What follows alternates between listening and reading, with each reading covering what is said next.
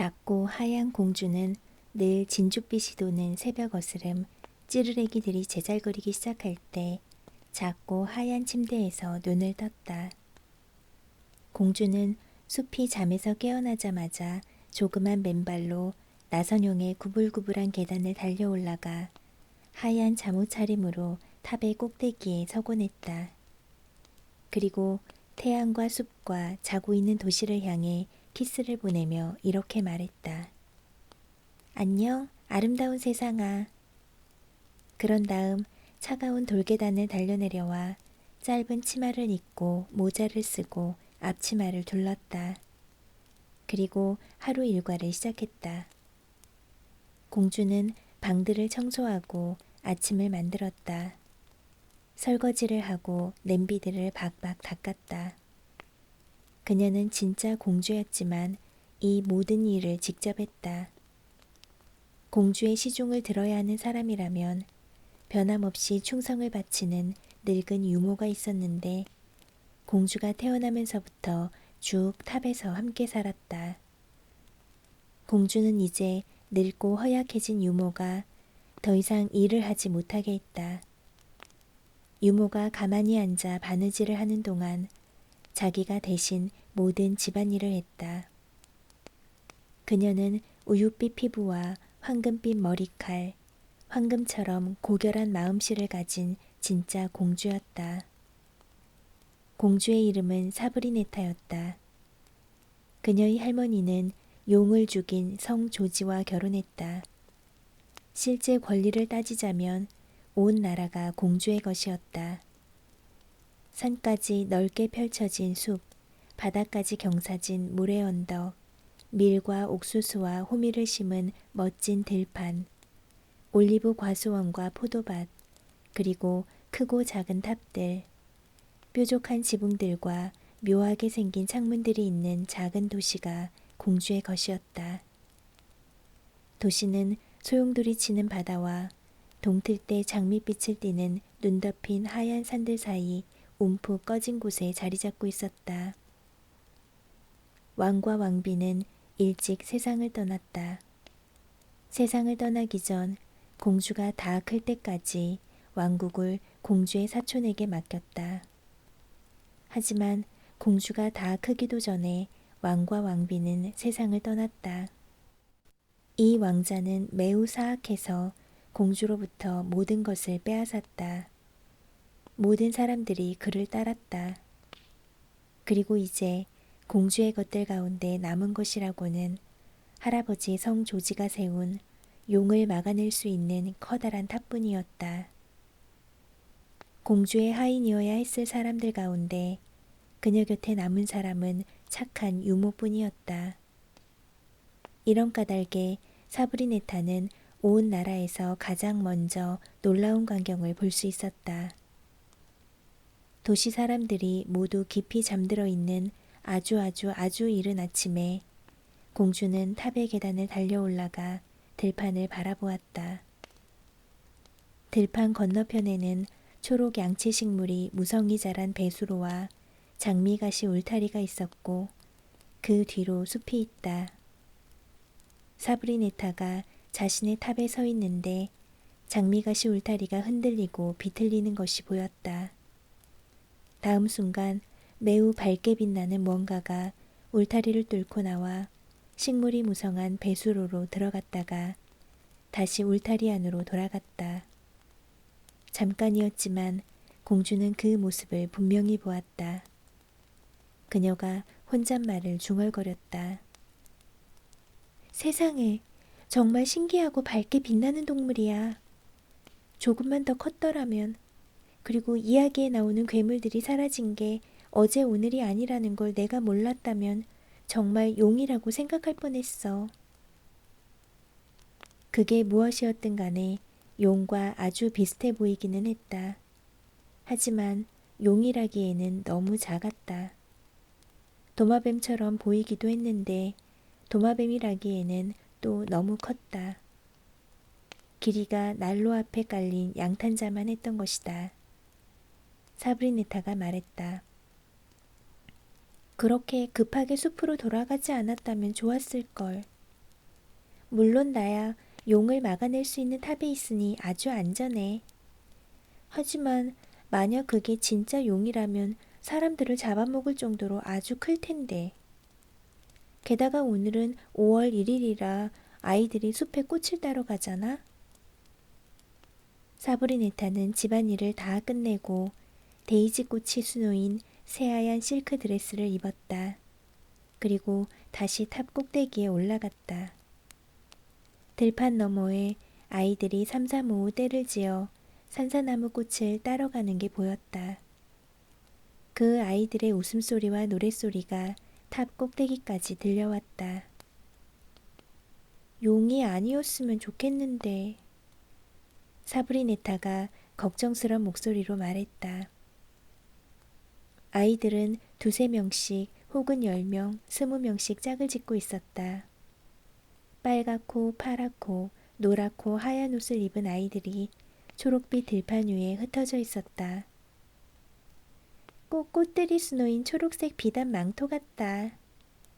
공주가 웃으며 말했다. 2~3명, 10명, 20명씩 몰려가는 아이들이 숲속으로 사라지자 망토 같은 들판에는 또다시 무늬 없는 초록색만 남았다. 자수가 전부 풀어져 버렸네. 공주가 한숨을 내쉬며 말했다.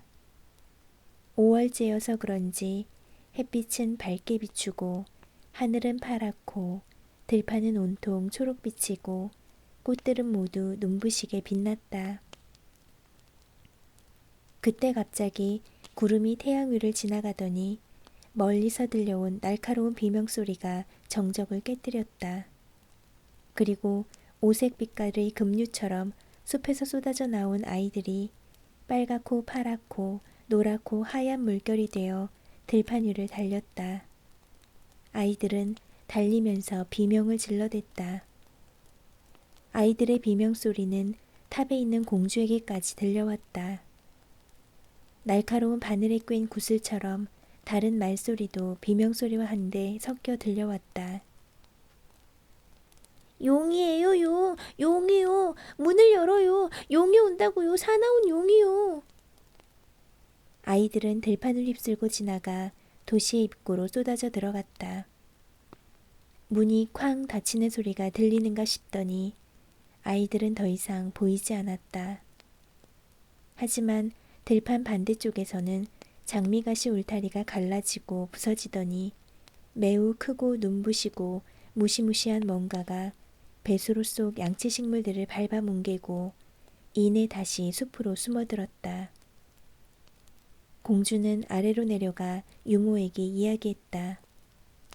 유모는 곧장 탑의 출입문을 잠그고 열쇠를 주머니에 넣었다. 자기들 일은 자기들이 알아서 하라고 하세요. 공주가 밖으로 나가 아이들을 돕게 해달라고 간청하자 유모가 말했다. 제 일은 공주님을 돌보는 거고 그렇게 할 거예요. 제가 늙기는 해도 아직 열쇠 돌릴 힘은 있어요. 그래서 사브리네타는 다시 탑 꼭대기로 올라갔다. 아이들과 사나운 용을 생각할 때마다 눈물이 흘렀다. 공주도 도시의 출입문이 용을 견딜 수 있을 만큼 튼튼하지 않다는 사실과 용이 원하기만 하면 언제든 안으로 걸어 들어갈 수 있다는 사실을 알고 있었다. 아이들은 곧장 궁전으로 달려갔다.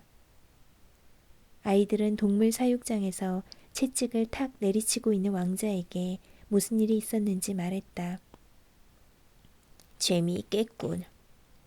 왕자가 그렇게 말하고는 당장 자신의 하마무리를 출동시키도록 했다. 그는 하마무리와 함께 맹수를 사냥하곤 했는데 그뿐이었다면 사람들도 크게 언짢아하지는 않았을 것이다. 하지만 왕자는 비명을 지르며 이리저리 뛰어다니는 하마무리를 데리고 으스대며 거리를 활보했다. 그럴 때면 장터의 좌판을 연 채소 장수는 항상 크게 후회됐다. 그리고 왕자가 자신의 하마무리를 끌고 자랑 삼아 거리로 나올 때마다 자기 물건을 길 위에 펼쳐놓은 그릇 장수는 번번이 장사를 망쳤다. 왕자는 빠른 걸음으로 걷거나 뛰는 하마무리를 이끌고 시내를 빠져나갔다.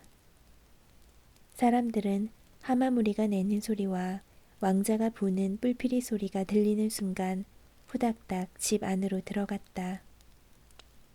왕자 일행은 가까스로 도시 출입문을 빠져나가 용을 잡기 위해 들판을 가로질렀다. 하마무리가 한꺼번에 사냥감을 쫓는 모습을 본 적도 없는 여러분은 그 사냥 모습이 어떨지 상상하기 힘들 것이다. 우선 하마들은 사냥개처럼 짖지 않는다. 하마들은 돼지처럼 꿀꿀거리는데 그 소리가 엄청나게 크고 격렬하다. 그리고 물론 하마들이 펄쩍 뛰어오를 것이라고 예상하는 사람은 아무도 없을 것이다. 하마들은 막무가내로 울타리를 뚫고 지나가고 아직 배지 않은 곡식 사이로 느릿느릿 걸으며 농작물에 심각한 손해를 입혀서 농부들을 잔뜩 짜증스럽게 만든다. 하마들은 모두 이름과 주소가 적힌 목걸이를 하고 있었다. 하지만 농부들이 궁전에 들러 하마들이 자신들의 곡식에 입힌 피해를 호소하면 왕자는 늘 사람들이 지나는 길에 곡식이 자라게 놔뒀으니 그런 꼴을 당해도 싸다고 말했고 한 푼도 물어주지 않았다. 그래서 왕자와 하마무리가 나온 것을 본 몇몇 도시 사람들은 이렇게 속삭였다. 용이 왕자를 먹어치웠으면 좋겠는데. 그런 말을 하는 게 큰 잘못인 건 분명하지만 그는 정말 형편없는 왕자였다.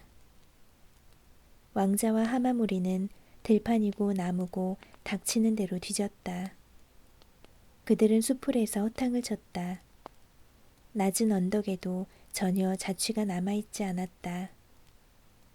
용은 망설이며 쉽게 모습을 드러내려 하지 않았다. 하지만 왕자가 용 같은 건 없고 엉터리로 꾸며낸 것이라는 것을 생각할 무렵 왕자가 아끼는 늙은 하마가 냄새를 맡고 지저댔다. 왕자가 자신의 뿔피리를 불고 소리쳤다. 델리호! 가라! 달려! 하마무리 전체가 숲 가히 움푹 꺼진 곳을 향해 달려내려갔다. 그곳에 떡하니 용이 버티고 있었다. 용은 거룻배만큼 크고 용광로처럼 붉게 타올랐고 불을 뿜으며 번쩍이는 이빨을 드러냈다. 사냥이고 뭐고 다 끝났어. 왕자가 외쳤다. 그리고 정말로 그랬다. 용은 보통의 사냥감처럼 행동하며 도망가는 대신 곧장 하마무리에게 달려들었던 것이다. 코끼리의 등에 타고 있던 왕자는 자신의 귀한 하마무리가 눈 깜짝할 사이에 한 마리씩 용에게 잡아먹히는 꼴을 지켜보는 굴욕을 겪었다. 그것도 자신들이 사냥하러 나왔던 용에게 말이다. 용은 마치 개가 고기 조각을 삼키듯 하마들을 전부 집어삼켜버렸다.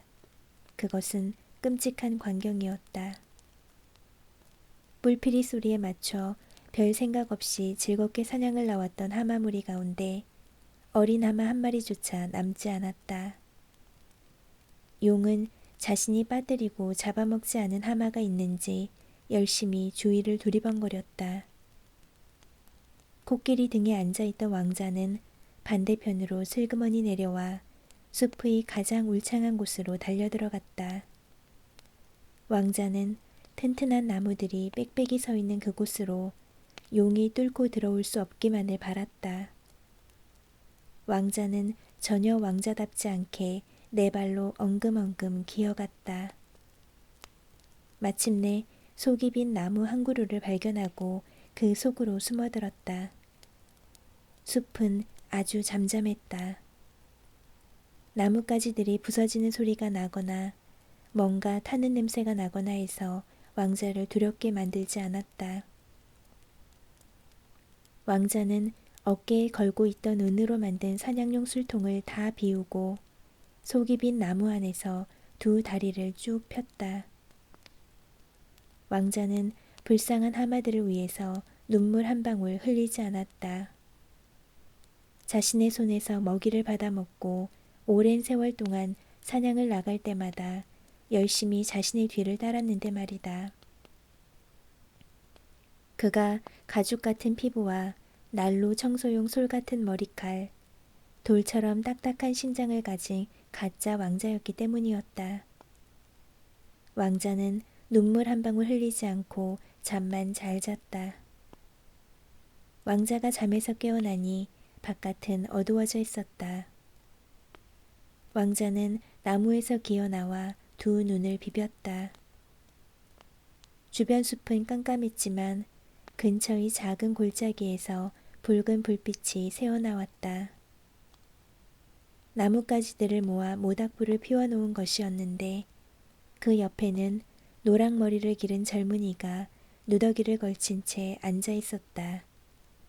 그리고 모닥불 주위로 가쁜 숨을 쉬며 자고 있는 것들이 보였다. 너는 누구냐? 왕자가 물었다. 난 돼지치기 엘핀이요. 그러는 당신은 누구요? 누더기를 걸친 젊은이가 되물었다. 나는 다이어섬 왕자다. 그런데 이렇게 밤늦은 시간에 궁전에 있지 않고 여기서 뭐 하는 겁니까? 돼지치기가 엄한 목소리로 물었다. 사냥을 나왔어. 왕자가 대답했다. 돼지치기가 웃으며 말했다. 아, 그럼 내가 본 게 왕자님이었군요. 꽤 큰 사냥이었죠. 나도 내 돼지들과 지켜보고 있었답니다. 모닥불 주위에서 자고 있던 것들이 일제히 꿀꿀거리고 코를 킁킁거렸다. 왕자는 그것들이 돼지라는 것을 알았는데 행동만 봐도 영락없는 돼지였다. 왕자님이 나만큼만 알았어도 왕자님의 하마들을 구할 수 있었을 텐데. 엘핀이 말했다. 무슨 뜻이지? 타이어섬 왕자가 물었다. 그 용 말이에요. 왕자님은 하루 중 잘못된 시간에 사냥을 나온 겁니다. 용은 밤에 사냥해야 돼요. 엘핀이 대답했다. 아니, 됐어.